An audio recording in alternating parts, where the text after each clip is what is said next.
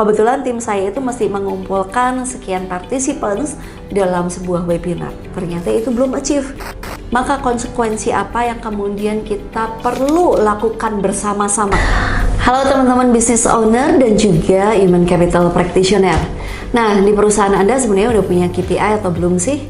Ataupun kalau misalnya Anda udah punya KPI, udah terimplementasi dengan baik atau belum ya? Karena sebenarnya kalau buat saya KPI atau Key Performance Indicator ini nggak cuman untuk mereview performance setiap individu ya, tapi sebenarnya jauh lebih tinggi lagi. KPI itu bisa jadi kompas dalam bisnis Anda. Bisa untuk nge-review sistemnya udah berjalan dengan baik atau belum.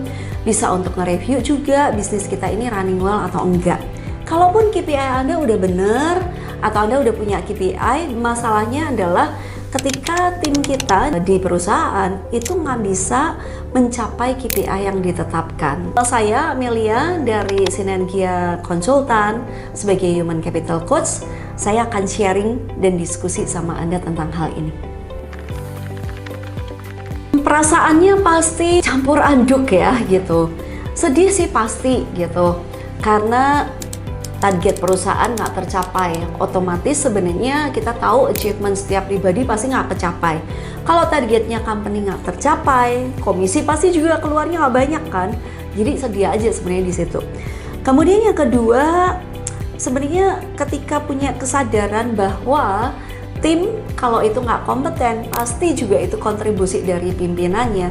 Saya juga ngerasa, aduh kurang apa ya, ngerasa bersalah, jangan-jangan itu kurang latih tim, kurang kasih motivasi ke tim, atau kurang clear juga instruksinya, sehingga teman-teman itu nggak tahu gimana cara ngelakuin ini.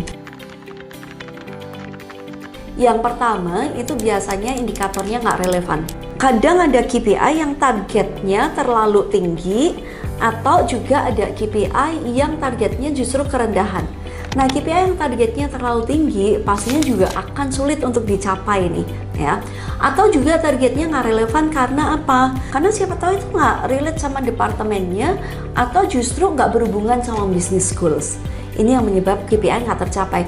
Atau kadang KPI tercapai tapi omset atau revenue perusahaannya nggak relate. Kok KPI 90%? Nah, pasti ada indikatornya yang salah ya. Kemudian yang kedua, yang sering kali saya catat adalah monitoringnya nggak disiplin. Nah, KPI itu pasti pencatatannya ada sumber datanya ya. Kayak kita Bapak Ibu dulu waktu kita sekolah, Anda ujian nih setiap kali. Nilai ujian itu dikumulasikan di akhir tahun. Tapi kadang kita kan juga ngomel ya kalau nilai ujian kita ada yang keselip 1 nih gitu. Ya nilai saya kan jadi nggak optimal nih. Makanya monitoringnya kalau nggak disiplin itu biasanya akan menjadi KPI itu nggak bisa dihitung dengan akurat ya. Jadi sebenarnya adanya bi-weekly, monthly itu tuh sebenarnya proses coaching untuk membantu tim kita yang tadi belum achieve KPI.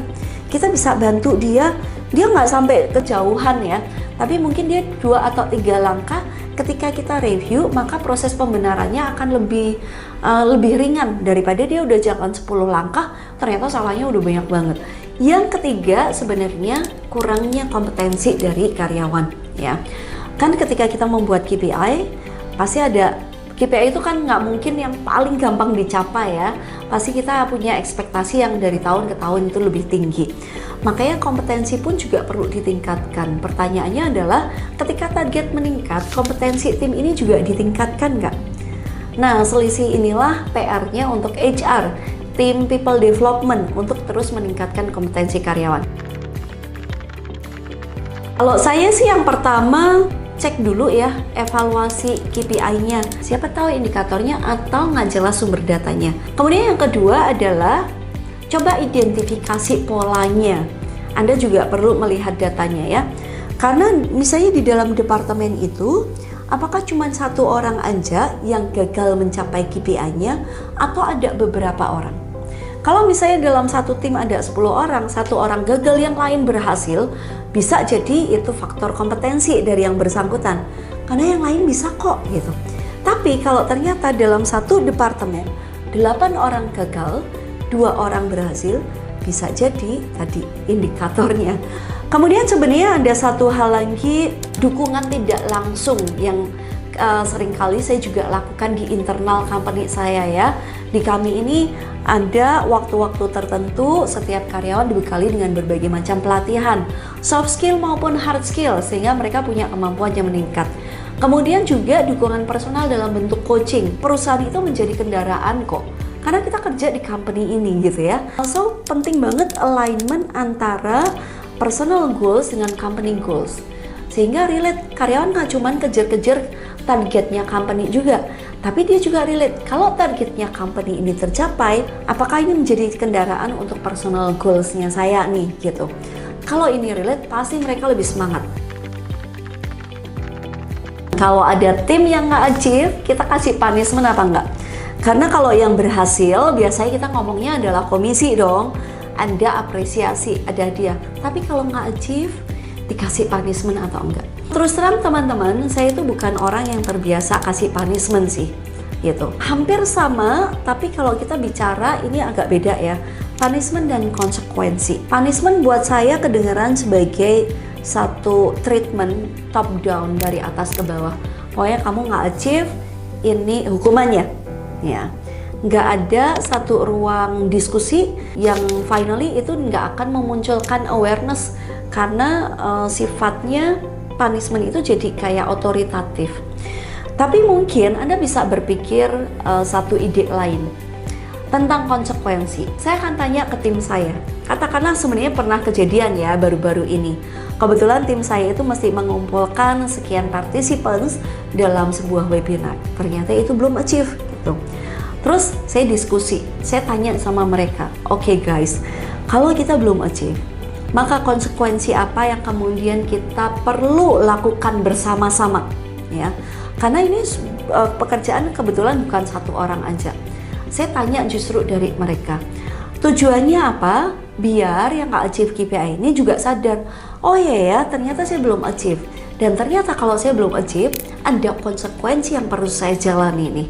Jadi saya tanya, oke, good. Kalau memang perlu ada konsekuensinya, kasih ide ke saya. Konsekuensinya apa? Nah, disitulah sebenarnya kita melakukan treatment juga loh Bapak Ibu. Nggak cuma punishment, tapi ini juga pendewasaan ya. Memberikan satu kesadaran, ayo mikir, kalau misalnya ini kita nggak achieve, kita mau ngapain? Dan seringkali kemudian saya dengarkan usulan dari mereka, oh Bu, kita extend aja di kantor, atau saya masih lembur nih, atau apa, dan segala macam. Mari kita kemudian ini jadikan ruang diskusi, logis nggak usul mereka terhadap konsekuensi yang mau dilakukan itu makin ribetin, atau justru itu jadi pembelajaran yang membangun. Sehingga Anda bisa mengkritisi di situ. Bentuk punishment-nya kemudian otomatis menjadi sebuah coaching proses untuk yang bersangkutan. Jadi Bapak Ibu, punishment kalau bikin sakit hati itu nggak akan membangun. Tapi konsekuensi yang dijalani dengan penuh kesadaran, harapannya menjadi pembelajaran untuk waktu yang akan datang. Semoga ini kasih insight untuk Anda, dan pastinya kalau mau diskusi lebih lanjut tentang KPI dan implementasinya, jangan ragu untuk kontak teman-teman di Sinergia Konsultan.